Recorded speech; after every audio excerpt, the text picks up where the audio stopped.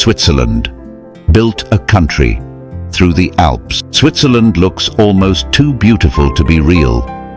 Snow-covered mountains rise above turquoise lakes. Waterfalls tumble into green valleys. Red trains curve around cliffs. Wooden chalets sit beneath glaciers, and peaceful villages appear untouched by time. But this beauty hides a difficult truth. Switzerland was not built in an easy landscape. It was built inside one of Europe's greatest natural barriers. For centuries, the Alps separated communities, buried roads beneath snow, and turned journeys between neighboring valleys into dangerous expeditions. A village might appear close enough to touch, yet reaching it could require hours of climbing around a mountain. In winter, passes disappeared.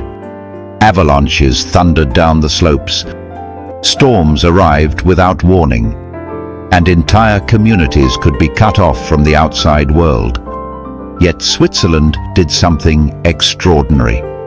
Instead of abandoning the mountains, it built through them. It carved roads into cliffs, raised bridges above ravines, drilled tunnels beneath glaciers, and sent railways across landscapes that appeared impossible to cross. But this is not only a story about engineering.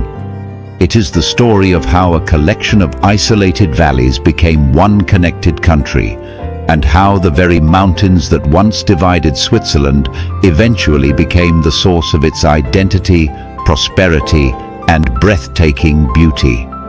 Long before Switzerland had panoramic trains or modern highways, the Alps controlled almost every movement through the region. The mountains protected communities from invasion, but they also kept them apart. People living in one valley often developed different customs, dialects, and traditions from those living on the other side of the ridge. Travel was difficult, trade was slow, and winter could transform familiar paths into deadly traps. The only routes across the mountains were narrow passes. Merchants crossed them carrying salt, wine, cheese, cloth, and other valuable goods.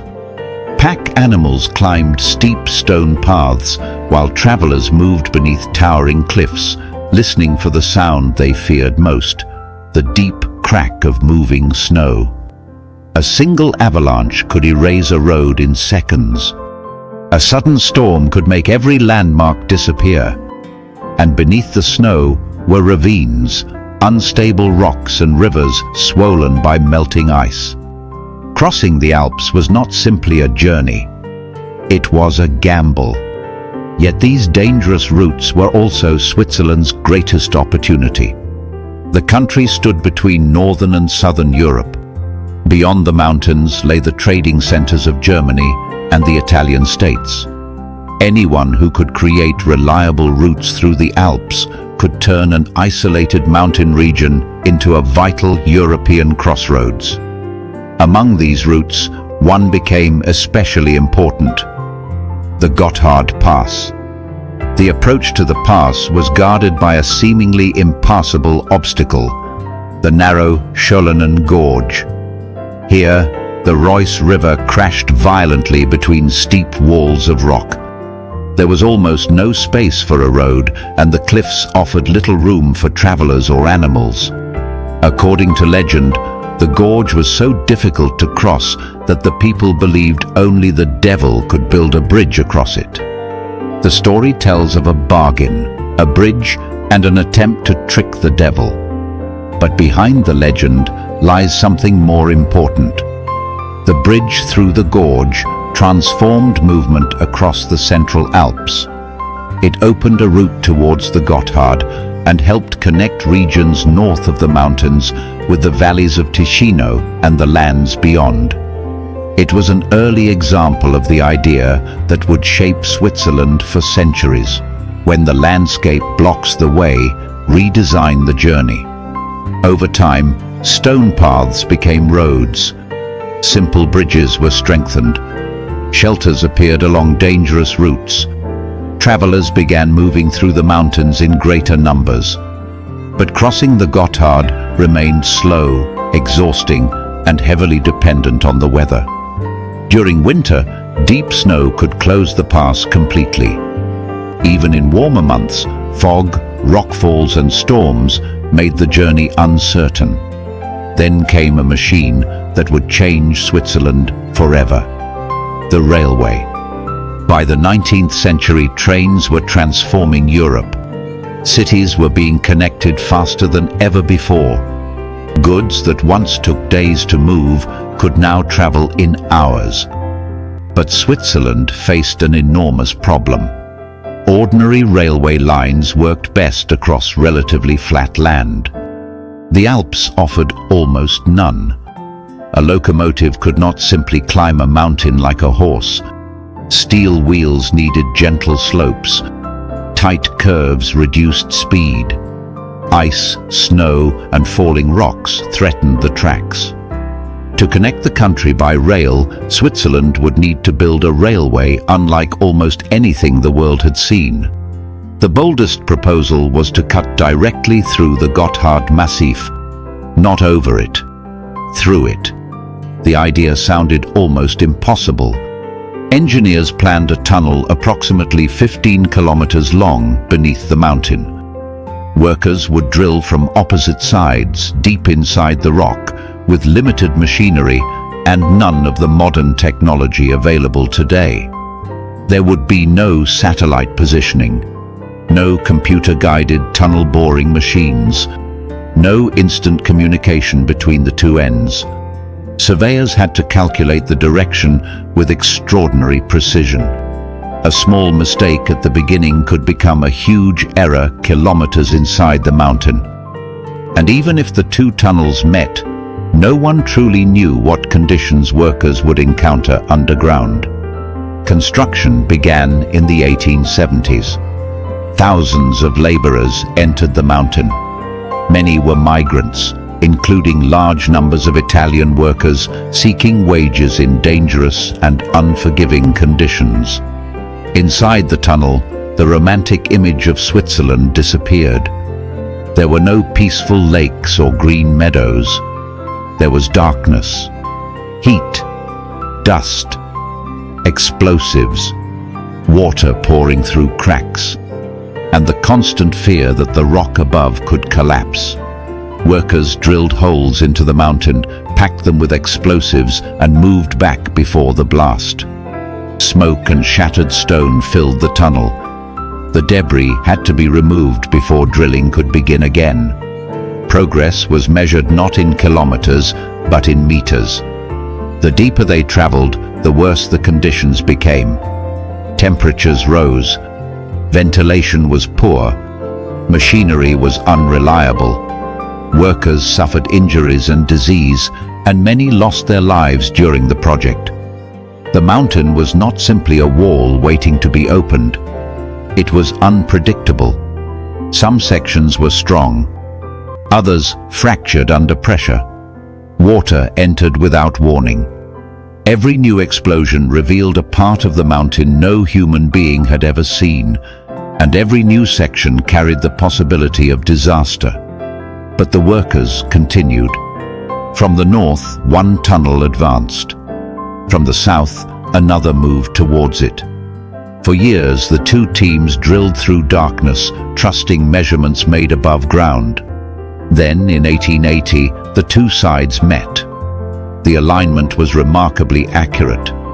2 years later, the original Gotthard Railway Tunnel opened. For the first time, trains could travel beneath the massif instead of fighting their way over the high pass. The tunnel changed Switzerland. The north and south were brought closer together. Passengers could cross the Alps more reliably. Goods moved between European markets at a speed that had once been unimaginable. But the tunnel alone was not enough. Trains still had to climb towards its entrances, and the mountains remained steep. Swiss engineers responded with one of the most ingenious features of Alpine rail travel: spiral tunnels. A train would enter the mountain, curve around inside it, and emerge higher on the slope. To a passenger, It could feel as though the train had disappeared into the rock and somehow returned at a completely different level. Tracks crossed rivers, entered tunnels, reappeared above villages, and looped back across the same landscape. The railway did not attack the mountain in a straight line. It negotiated with it. This philosophy appeared across Switzerland. In the canton of Graubünden, engineers built the Albula Railway through a landscape of forests, ravines, and towering peaks. The route required dozens of tunnels and covered galleries, along with more than 100 bridges and viaducts. One of its greatest landmarks became the Landwasser Viaduct. A train approaches through a forest before suddenly crossing a curved stone bridge high above the valley. At the far end, the tracks appear to disappear directly into a tunnel carved into a vertical cliff. Today, the sight seems graceful, almost effortless. But every stone column had to rise from difficult terrain. The curve had to be calculated precisely. The bridge had to carry heavy trains through harsh winters while blending into the surrounding landscape. It became more than infrastructure. It became architecture in motion. Farther south, the Bernina railway climbed even higher. Instead of hiding completely beneath the mountains, much of the route remained exposed to the landscape. Trains traveled past glaciers, frozen lakes, alpine meadows, and high mountain passes before descending towards the warmer valleys near Italy. The journey could begin among deep snow and end among stone villages, vineyards, and Mediterranean vegetation.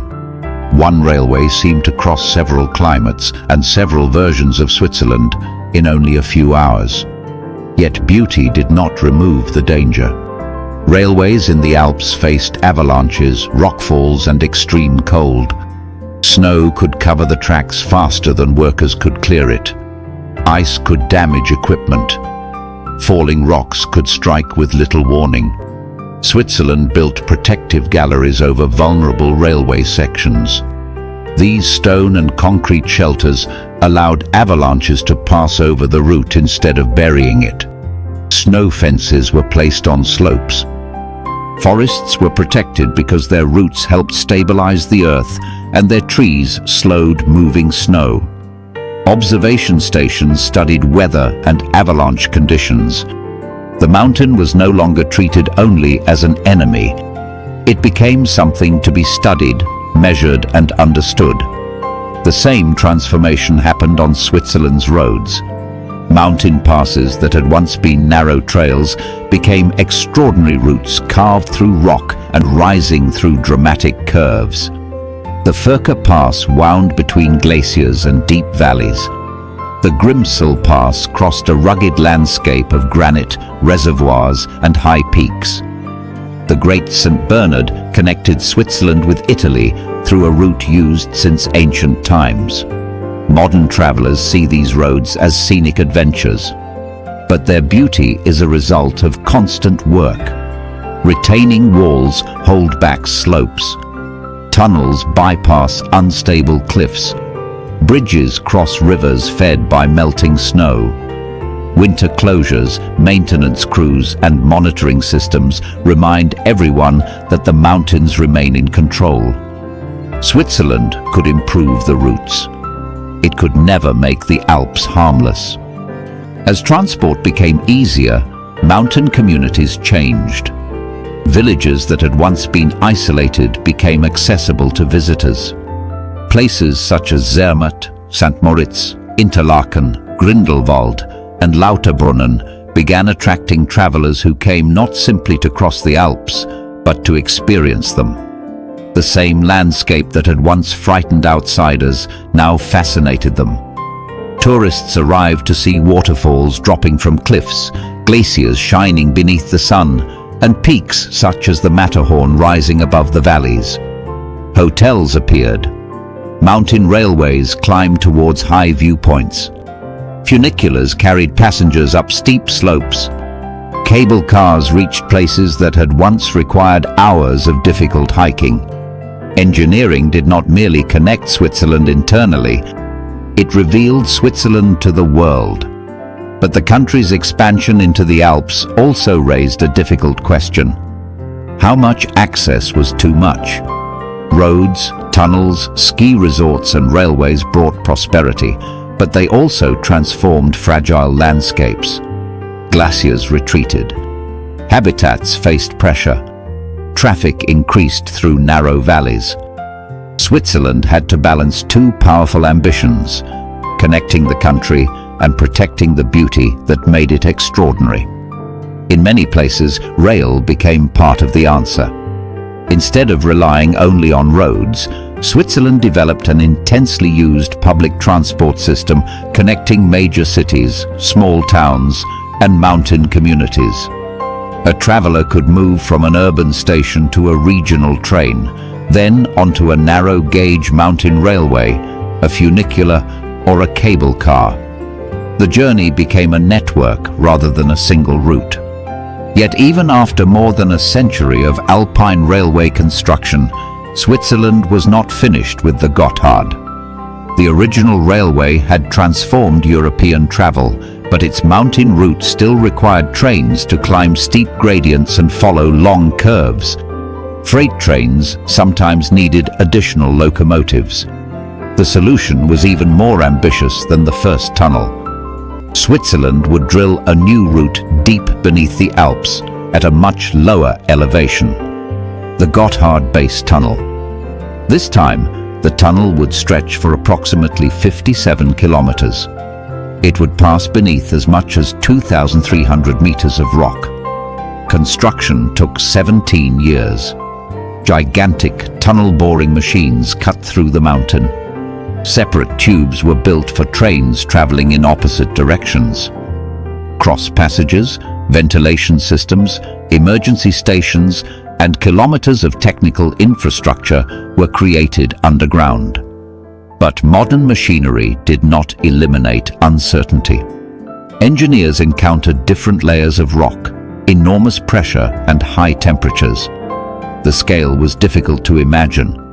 Deep beneath villages, forests and mountain peaks, workers were building one of the longest underground transport routes ever attempted.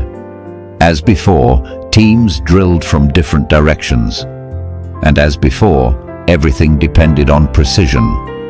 On the 15th of October, 2010, a tunnel-boring machine broke through the final section of rock. For a moment, light appeared through the mountain. Workers on opposite sides could see one another. The alignment was almost exact. In 2016, the Gotthard Base Tunnel entered service. A journey that had once required travelers to climb over a dangerous pass could now pass beneath the Alps in roughly 20 minutes. The mountain remained above, enormous, silent, and apparently untouched. Far below it, trains carried passengers and freight between northern and southern Europe. But Switzerland's greatest achievement was not simply cutting tunnels through rock. It was connecting difference. The Alps had helped create a country of distinct regions and languages. German-speaking towns in the north, French-speaking communities in the west, Italian-speaking valleys in the south, Romansh-speaking areas in the east. The geography encouraged diversity. Transport allowed that diversity to remain connected. Roads and railways did not erase the identity of the valleys.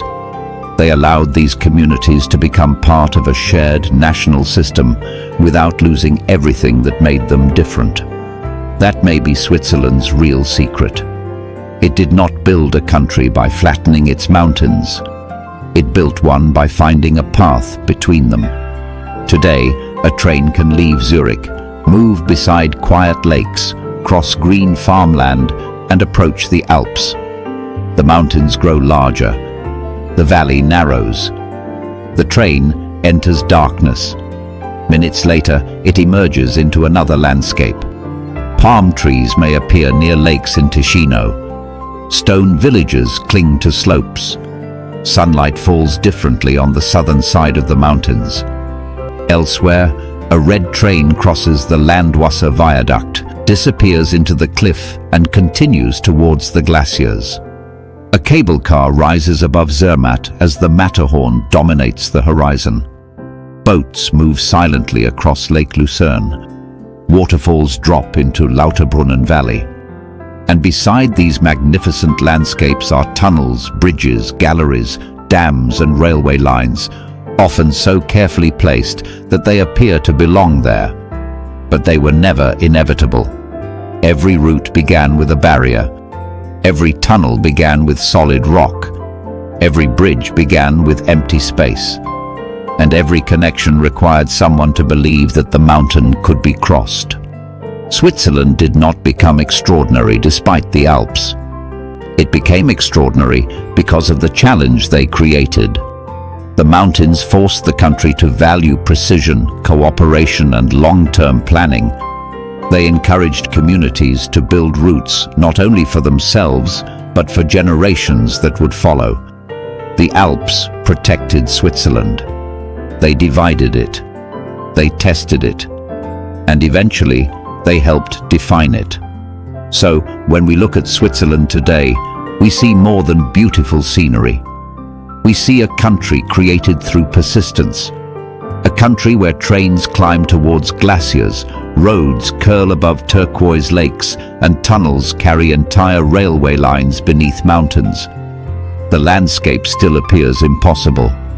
Perhaps that is what makes Switzerland so captivating. Its beauty was never simply discovered. It was reached, connected, protected, and patiently built into the mountains. Switzerland never conquered the Alps. It achieved something more remarkable. It learned how to live with them and built an entire country through them.